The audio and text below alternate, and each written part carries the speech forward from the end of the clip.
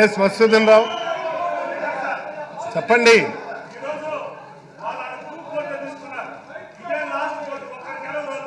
Balakrishna sir తో కలిపి గెలవరు.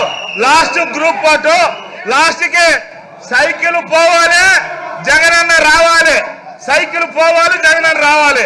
Sir ఈ రోజు అంబేద్కర్ గురించి మాట్లాడుతుంటే వాళ్ళ గొప్ప ఒక బీసీ స్పీకర్ పట్టుకొని పైన పాపులేట్ వేస్తుంటే మేము భయపడం.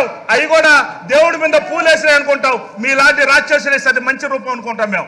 ఎందుకంటే చంద్రబాబు నాయుడు రూపంలో ఉండే ఆయన పిచ్చి పట్టిపోయింది. పిచ్చి పట్టి వచ్చిన వాళ్ళు కూడా అందరూ కూడా పిచ్చిపోయినట్టుగా ఈరోజు బిహేవ్ చేస్తున్నారు వచ్చేసి. ఇది పద్ధతి కాదు. ఈరోజు బడ్జెట్ అదేవిధంగా నిన్న గవర్నర్ గారు ఒక మంచి రాష్ట్రంలో జరిగిన అభివృద్ధి గురించి చెప్పారు. అభివృద్ధి చేస్తుంటే వినలేక తట్టుకోలేక వాళ్ళందరూ ఎలా బిహేవ్ చేశారు మనందరం చూసాం. ఎడైనా చెప్పేప్పుడు మంచి మాటలు మనం భగవద్గీత చెప్తా ఉంటాం, వింటాం. ఖురాన్ చెప్తా ఉంటాం, వింటా ఉంటారు.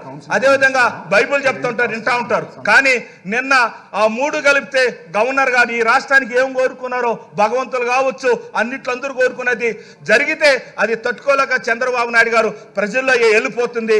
అన్ని పథకాలన్నీ కూడా 99% జగన్మోహన్ రెడ్డి గారు చేసేశారు అనే ఉద్దేశంతో అది పోకూడదని ఈరోజు ఆడికి వచ్చేసి ఈరోజు ఆర్టీసీ గురించి మాట్లాడతారు. వాళ్ళకి అర్హత ఉంది ఆర్టీసీ గురించి మాట్లాడేది? ఎవరు చేశారు? ఈరోజు వాళ్ళకి పర్మినెంట్ చేశారు ఆర్టీసీ గురించి.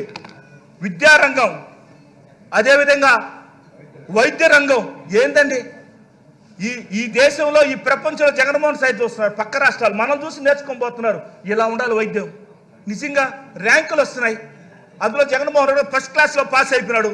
ఆయన ముసలాయన 40 సంవత్సరాలు అన్నింటిలో ఫెయిల్ అయిపోతుంది. నేను కూడా అట్నే ఏవి రాసినా సెకండ్ క్లాస్ వచ్చేవాడు. నేను ఏవి రాసినా సెకండ్ క్లాస్, చూసి రాసినా సెకండ్ క్లాసే. అదే మాకు చంద్రబాబు నాయుడు ఈరోజు 5 ఏళ్ళు ఇది వచ్చేసి సిపిఎం, సిపిఐ, అదేవిధంగా పవన్ కళ్యాణ్ తెలుగుదేశం, బీజేపీ 5 జగన్మోహన్ రెడ్డి అర్జున్లా బాణం వేస్తున్నాడు. 5 ఏళ్ళు అయిపోతాయి. 5 ఏళ్ళే వీళ్ళు చూసారా ఏళ్ళకి. కాబట్టి రాష్ట్రం ప్రజలంతా ఒక సైడు, డబ్బుండోడు ఒక సైడు. ఇది యుద్ధం, ఇది యుద్ధమే. ఎట్ట యుద్ధం? పేదోడు బతకాలి, 3 పూటలు తినాలి, ఆరోగ్యంగా బాగుండాలి, ఇంగ్లీష్ మీడియం రావాలి. ఇవన్నీ కూడా అంబేద్కర్ అయితే ఆ మహానుభావుని ఒకప్పుడు పైన అమ్మవారు, కింద ఈరోజు అంబేద్కర్ గారు. చూసారా? మనమైతే 30 కిలోమీటర్ దూరం వస్తుంటే భగవంతుడి రూపంలో అంబేద్కర్ అవపడతాడు. దాని గురించి మాట్లాడితే తట్టుకోలేకుండా అరస్త విజలు వేస్తారండి. అంబేద్కర్ గురించి పైన ఎత్తున్నాడు, కింద అంతున్నాడు, మర్రి చెట్లాగా ఆయన. నిజంగా దేవుడు లాంటి రూపం గల అంబేద్కర్ గురించి మాట్లాడిన కూడా తట్టుకోలేని పరిస్థితి. ఒక బీసీ స్పీకర్ గారు ఆడ కూర్చుంటే పాంప్లెట్లు కొడతారు. పసుపు, అది కొట్టేది కూడా వైట్ పేపర్, పసుపు పేపర్తో కొడుతున్నారు.